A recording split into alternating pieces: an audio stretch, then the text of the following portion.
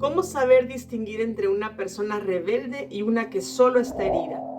Porque hoy se está llamando rebelde a personas que en realidad están profundamente heridas. Y al mismo tiempo, hay personas heridas que están usando su dolor para justificar su rebeldía. No es lo mismo estar herido que ser rebelde, aunque por fuera se vea casi idéntico. Si alguna vez te fuiste de una iglesia, si dejaste de servir, si sientes esa mezcla rara de coraje y nostalgia, cuando alguien te menciona la palabra congregación, este video es para ti.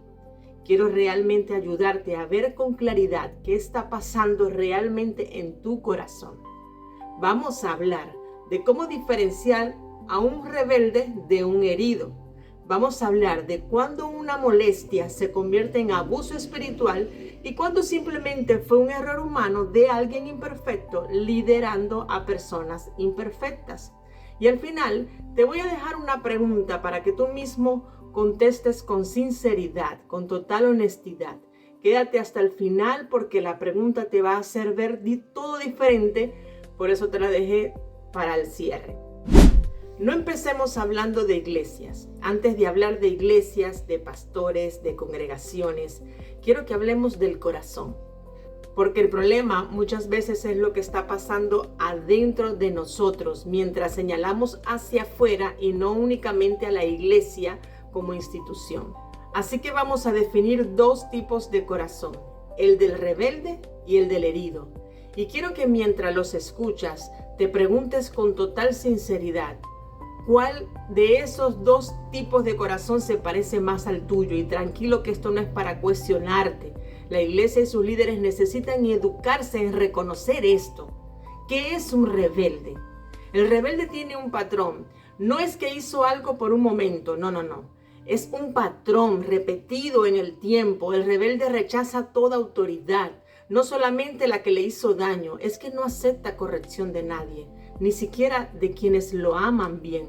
Siempre quiere tener la razón y cuando algo no le gusta, en vez de examinarse, cambia de iglesia. Siempre actúa así.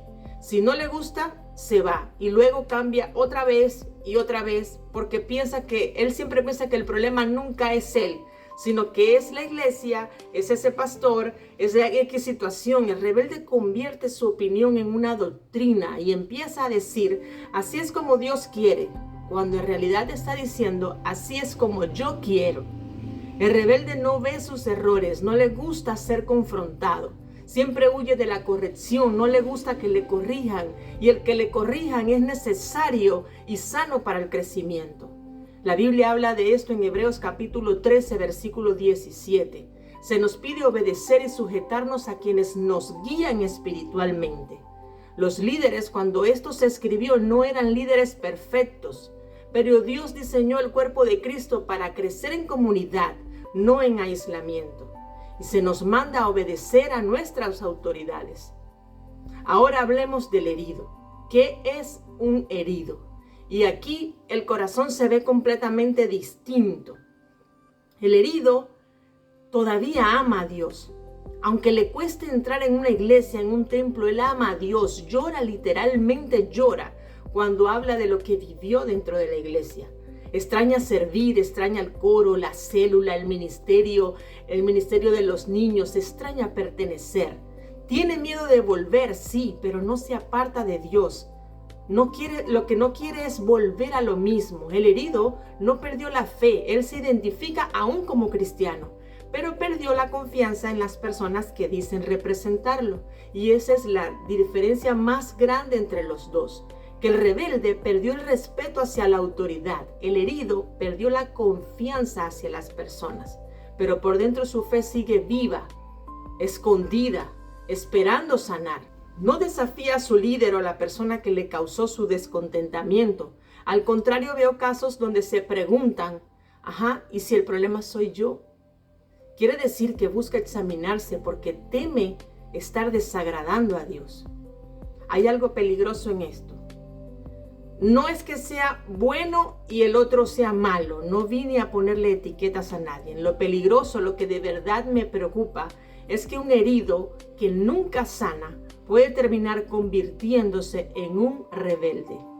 El dolor que no se procesa no desaparece poco a poco, sino que se transforma. Empieza como una tristeza y si nadie lo acompaña, si nadie lo ayuda a sanar, ese dolor se convierte en desconfianza generalizada. Ya no confía en nadie. Ya todos los ministros son esto o son aquellos. Luego esto pasa a ser una crítica constante y empezó siendo una víctima herida, pero termina en rebeldía disfrazada de un supuesto discernimiento. Por eso es que es tan importante que aprendamos a nombrar bien lo que te pasó. Porque si le pones el nombre equivocado a las cosas que te pasaron, a tu herida, la vas a tratar mal y una herida maltratada se infecta. Pero no te dejo solamente allí. Quiero explicarte algo puntual. Es esto, cuando sí es abuso espiritual y cuando no. Y esto es justo lo que quiero aclarar, porque aquí es donde más gente se confunde. Hay líderes que en verdad cometen abuso espiritual, es cierto, y hay líderes que simplemente cometieron un error siendo personas imperfectas, liderando a personas imperfectas. No es lo mismo. Y confundir uno con el otro es lo que está llamando a los rebeldes disfrazados de heridos. Empecemos por lo que no es abuso espiritual. A veces un líder te dice algo que te molesta, te confronta, te corrige, te dice una verdad que no querías escuchar y eso duele de verdad. Pero un momento incómodo, una palabra torpe, una corrección mal dicha por alguien que también está aprendiendo a liderar, eso no es abuso. Eso es imperfección humana. Y la Biblia ya nos preparó en esto en Proverbios 27:6, que dice que fieles son las heridas que hace quien te ama, mientras que los besos que te odian son falsos. A veces la corrección duele precisamente porque vienen de alguien que sí te ama. Cuando alguien te hiere sin intención, alguien que a lo mejor luego hasta te reconoce su error y te pide perdón, ahí Dios espera de ti algo también. Escucha bien, el cristiano tiene que tener la capacidad de perdonar y así no te pidan perdón. El perdón tiene que ser algo que el cristiano debe ejercitar también. En Colosenses 3:13 se nos manda a soportarnos unos a otros y a perdonar como el Señor nos perdonó a nosotros. No podemos convertir el error de una persona imperfecta en una herida tan grande que justifique una decisión apresurada, como abandonar la iglesia, por ejemplo. ¿Te dolió? ¿Te sentiste mal? Eso es real, nadie te puede negar.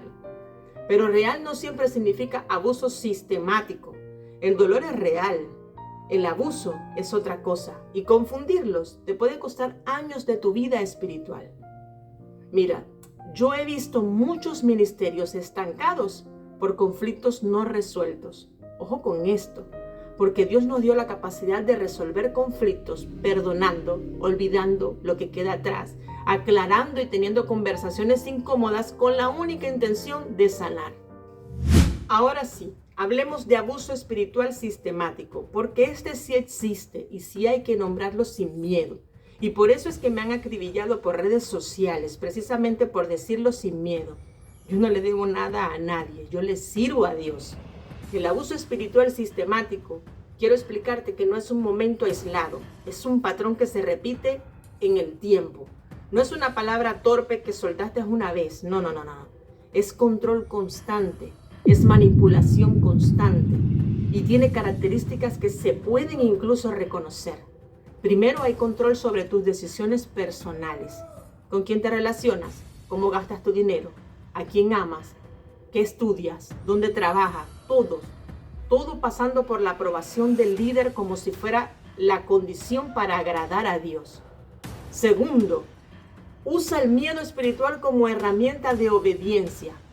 Amenazas veladas de juicio, de maldición, de que si te vas de la iglesia, Dios te va a castigar. De que si la cobertura, que la honra, y usan muchos textos fuera de contexto para manipular a las personas.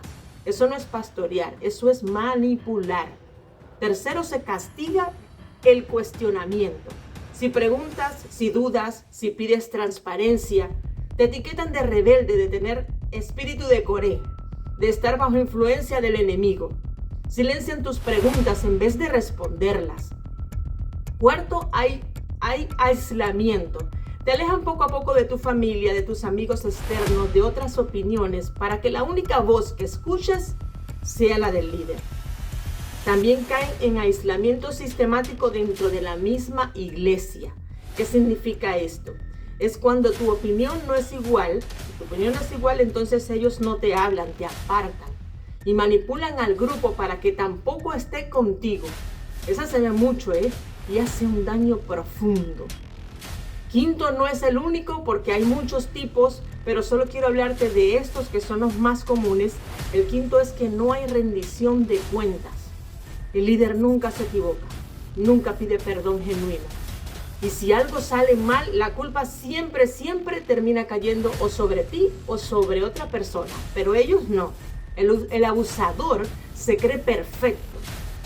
Dios habla fuerte contra esto en Ezequiel capítulo 34. Dios reprende a los pastores que se apacientan a sí mismos en lugar de cuidar el rebaño, que dominan con dureza y con crueldad. Ezequiel 34, léelo completo. Ahí Dios no se queda callado frente a líderes que hieren a su pueblo. Y en Hechos 20:29 Pablo advierte que entrarán lobos feroces que no perdonarán al rebaño. Así que la pregunta no es, ¿me dolió? La pregunta es, ¿esto fue un momento aislado de una persona imperfecta que obró mal en un momento, pero que no era su conducta normal y que además reconoció su error? ¿O fue un patrón repetido de control, miedo y silenciamiento? Esa distinción cambia todo. Justo eso es lo que trabajo a fondo en mi libro Cuando la iglesia duele. Porque no basta con saber que algo te dolió. Hay que aprender a diagnosticar correctamente la herida para poder sanarla bien. Ahí desarrollo con más profundidad de cómo diferenciar el error humano del abuso sistemático y sobre todo cómo caminar el proceso de sanidad sin que el resentimiento termine tomando el control de tu historia. Más adelante te cuento cómo conseguirlo. Por ahora sigamos. Ahora, ¿cómo saber cuál eres? Ahora sí que no te voy a decir quién eres. Te voy a hacer preguntas y quiero que las respondas allí en silencio contigo mismo, con la mayor honestidad que puedas. Si no eres sincero, pues no vas a saber cómo es. Cuando piensas en la iglesia, ¿sientes dolor o sientes desprecio? El dolor busca sanar, el desprecio busca destruir. Piensa en venganza. ¿Deseas que otros sean restaurados o disfrutas cuando ves caer a la iglesia y a ese pastor que te hirió? ¿Disfrutarías mucho si ese líder cayera? Presta atención a esa reacción, porque eso dice mucho más de lo que crees. ¿Sigues buscando a Dios o dejaste que una persona definiera quién es Dios para ti? Porque si una persona te falló y por eso dejaste de buscar a Dios, el problema ya no es esa persona. Es lo que tú le diste de autoridad sobre tu fe. Porque hay personas que se valen de una herida para volver al mundo, a su vida de antes. Y eso revela otra cosa. Revela que hay cosas que hay que trabajar en ti. Que pudiste haber maximizado una situación para justificar el por qué seguir en el mundo. Y eso es otra cosa. ¿Aceptas todavía que alguien confronte tu corazón o cada vez que alguien te dice algo que no quieres escuchar, automáticamente lo clasificas como otro abusador más? Y la última y la más honesta de todas, ¿quieres sanar o solo viniste a ver este video para constatar que tienes razón? ¿Quieres sanar o quieres la razón? En Gálatas 6:1 se nos enseña que si alguien es sorprendido en falta, los que son espirituales deben restaurarlo con espíritu de mansedumbre. Eso aplica para el que hirió y también aplica al que fue herido. Todos necesitamos restauración de un lado o del otro. No grabé este video para decirte si debes volver o no a una iglesia. Esa decisión es tuya y solo tú delante de Dios la puedes tomar con paz. Grabé este video para que no permitas que una herida defina el resto de tu vida y el ministerio que Dios puso en ti. Porque puedes pasar de ser un herido que no sana a convertirte poco a poco en un rebelde que ya ni siquiera recuerda por qué empezó a alejarse. Y esa no es la vida que Dios diseñó para ti. Si al escuchar este video tú sentiste que necesitas nombrar bien lo que te pasó, si sentiste que tal vez llevas años cargando una herida sin haberla diagnosticado correctamente, te invito a leer Cuando la iglesia duele. Ahí te doy criterios bíblicos, te cuento mi propia historia y te doy herramientas concretas para diferenciar el dolor real del resentimiento, para saber cuándo perdonar y cuándo poner límites y sobre todo para volver a confiar sin volver a exponerte. Este libro te ayudará a reconocer liderazgos tóxicos, pero sobre todo a autoconocerte y a sanar eso que te pasó, a reconocer por qué te pasó y por qué te afectó tanto. Lo puedes conseguir en Amazon, el link está abajo en la descripción o en el primer comentario. Si este video te ayudó a ver con más claridad tu propio corazón, compártelo con alguien que también necesite escucharlo. Y si todavía no lo has hecho, suscríbete al canal, porque cada semana seguimos hablando de estos temas que la iglesia necesita hablar sin miedo. Los temas que yo toco aquí no lo verás en ninguna prédica, en ninguna iglesia. Y le aparecen solo a los suscriptores.